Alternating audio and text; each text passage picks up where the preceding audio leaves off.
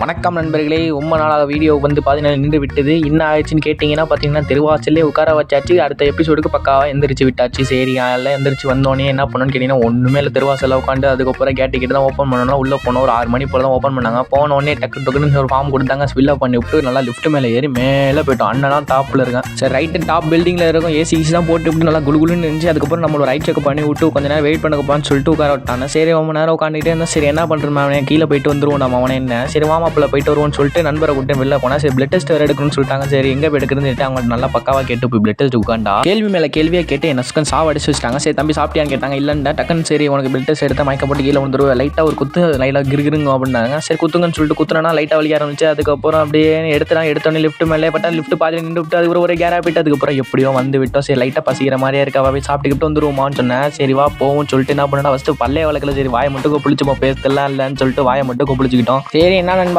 என்ன இருக்குது அப்படி கேளுங்கன்னு சொன்னால் சரி இந்த வெயிட்டார் என்ன இருக்குது அப்படிங்கும் போது நிறையா இருக்குப்பா உனக்கு என்னப்பா வேணும்ட்டாங்க. சரி எனக்கு ஒரு மசால் தோசை, அதுக்கப்புறம் எனக்கு ஒரு பொடி தோசை, அப்புறம் ஒரு இட்லி ஒரு வடை அப்படின்னு சொன்னால் சரி இந்த பக்கம் எடுத்து தரேன்னு சொல்லிட்டு பொடி தோசையாது எம்மா சாப்பிடவே முடியல. கல்லாட்டம் இருக்குது அப்படி அப்படின்னு பனஞ்சு அப்படி சாம்பார் சுமாராக தான் இருந்துச்சு. ஏன்டா பொடி தோசை சொன்னோன்னு கூட நான் யோசிச்சுட்டு இருந்தேன். ஏன்னா மசால் தோசை கூட அருமையாக இருந்தது. தட்டு புட்டுன்னு அப்படியே சாப்பிட்டு வந்து மேலே உட்காந்துதான். சரி நண்பா என்ன நம்ம பண்ணுறேன்னு கேட்டால் பிஸ்னஸ் பண்ணுறேன் நண்பான்னு சொன்னால் நண்பர் ஏற்கப்பட்ட ஆர்ட் வீல்ஸ் எல்லாம் வாங்கி கொஞ்சமாக வித்துக்கிட்டு இருக்காரு. உங்களுக்கு வேண்டியவங்க கேட்டுச்சுன்னா கமெண்ட் பண்ணி விடுங்க. நான் தனியாக பேசி நம்ம இப்போ டீலர் போட்டுக்கலாம். சரி அப்புறமா ஆப்ரேஷன் பண்ணுறதுக்கு ஒரு லேபிளை கட்டி விட்டு தம்பி கொஞ்சம் 2 மணி நேரம் ஆகும் படுத்து தூங்கிட்டு வந்துருப்பான்னு சொன்னாங்க. எனக்கும் செம்ம தூக்கம். அதனால் பட்டுன்னு போய் ஒரு தூக்கத்தை போட்டு அப்புறம் எந்திரிச்சு டக்குன்னு ஜூஸை குடிச்சிட்டு வந்துருவோம். வேறு நமக்குதுன்னு சொல்லிட்டு எனக்கு ஒரு வாட்டர் மெலன் ஜூஸை சொல்லிட்டு அப்போ 7 போய் கலந்து அடிச்சுட்டு அப்புறம் வெயிட் மிஷின் இருந்தாலும் சரி 2 ரூபா மட்டும் போட்டால் போதும்னு சொல்லிச்சு. சரி 5 ரூபா 2 பேர் பார்க்கலாம்னு சொல்லி போட்டு பார்த்தா அவனுக்கு மட்டும் வருது எனக்கு மட்டும் வரல. வேறு 3 ரூபா வேஸ்ட்டாக போயிட்டு அது ஒரு கரெக்ட் போட்டு வந்துட்டு அப்புறம் 1 மணி நேரம் என்னடா பண்ணுறது பார்த்துட்டு இருக்கும்போது அப்புறமா அவங்களே கூப்பிட்டு அப்புறம் ஆப்ரேஷன் பண்ணி விட்டாங்க. அதுவும் இல்லாமல் ஃபோனெல்லாம் உள்ளே எடுத்துகிட்டு போக முடியல. அதுபோல் நான் வேறு ஜாக்ஸ் பெற மாடு ஒத்த கண்ணு போட்டு உட்காந்துருக்கேன் அப்படின்னு இருக்கும்போது இது என்னடா மச்சான் சிரிப்பாக இருக்குது அப்படிங்கிறோம். என்னடா இது எப்படா கட்டுறதுன்னு கேட்டோம். 3 வருஷம் மச்சான் அது ஒரு கட்டியில் மச்சான் அப்படின்னு சொன்னால் சரி ஓகேன்னு சொல்லிட்டு அதே போட்டு நடந்து போயிட்டு தான் ஒரே பார்க்கலாம் என்னையே பார்த்துட்டு போனாங்க. எனக்கு வேறு ஒரு மாடி